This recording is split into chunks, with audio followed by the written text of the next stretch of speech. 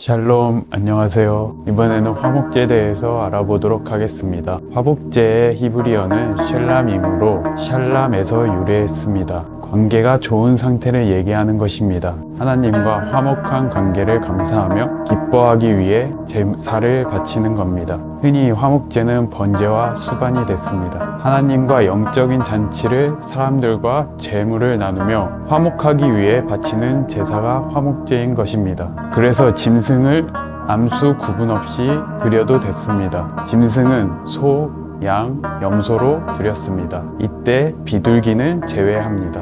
화목제의 특징은 짐승의 핵심 부위를 바친다는 것입니다. 그리고 제사장의 몫은 가슴과 오른쪽 뒷다리였다고 합니다. 나머지는 헌제자가 가지고 가서 사람들이랑 나눠서 먹었다고 합니다. 제사에 바치는 부위는 내장 부위의 기름덩어리, 두 콩팥과 간엽이었다고 합니다. 이 기관들을 태우는 이유에 대한 견해가 여러 가지 있습니다. 우선 콩팥은 감정이 집약된 기관, 즉 감정의 자소이기 때문이라고 보는 견해가 있습니다. 콩팥은 히브리어로 킬야입니다. 성경에서 킬야가 쓰인 구절들을 보면 공의로 판단하시며 사람의 마음을 감찰하시는 만군의 여호와여, 나의 원통함을 주께 아뢰었사오니 그들에게 대한 주의 보복을 내가 보리이다 하였더니, 나 여호와는 심장을 살피며 폐부를 시험하고 각각 그의 행위와 그의 행실대로 보응하나니, 악인의 악을 끊고 의인을 세우소서.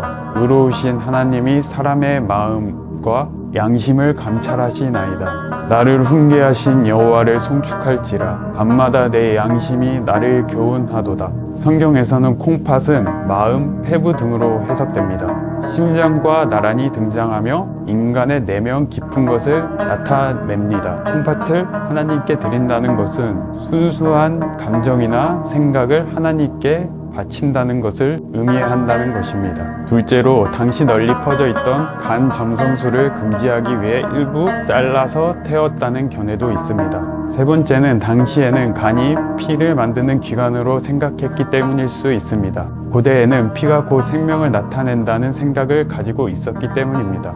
화목제는 누구나 언제든지 원하는 대로 바칠 수 있었습니다. 제사 드리는 과정에 대해서 알아보겠습니다. 헌제자가 제물을 하나님 앞에 가져옵니다. 그리고 제물 머리에 안수를 합니다. 그 다음 제물 중에 기름과 두 콩팥, 간엽을 떼어냅니다. 제사장은 제물의 피를 단 사면에 뿌립니다. 제물 중에 기름과 두 콩팥, 간엽을 화제로 하나님께 분살라 드립니다. 양의 경우는 기름진 꼬리를 추가해서 화제로 드렸다고 합니다. 고대 자료에 의하면 팔레스타인 지역의 양의 꼬리가 무척 컸다고 합니다. 양의 꼬리를 화제로 드리라고 한 것은 꼬리 안에 있는 기름 때문이었을 것입니다. 마지막으로 화목제의 종류에 대해서 알아보도록 하겠습니다. 첫째, 감사제 찬양제입니다. 이 감사제 찬양제는 특별한 축복을 받았을 때 드리는 제사입니다. 짐승은 흠이 없는 것으로 드려야 했고 섭취 기간은 당일로 먹어야 했습니다.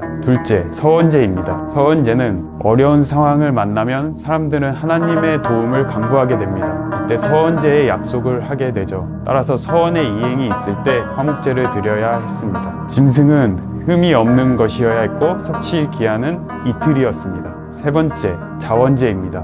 자원제는 하나님의 호의와 선하심에 대해 예배자가 자발적으로 드리는 기쁨의 제사를 말합니다. 짐승은 일부 흠이 있어도 가능했습니다. 섭취 기한은 이틀이었다고 합니다. 이렇게 화목제에 대해서 알아보았습니다. 다음 시간엔 속죄제에 대해서 알아보도록 하겠습니다. 레이트라웃.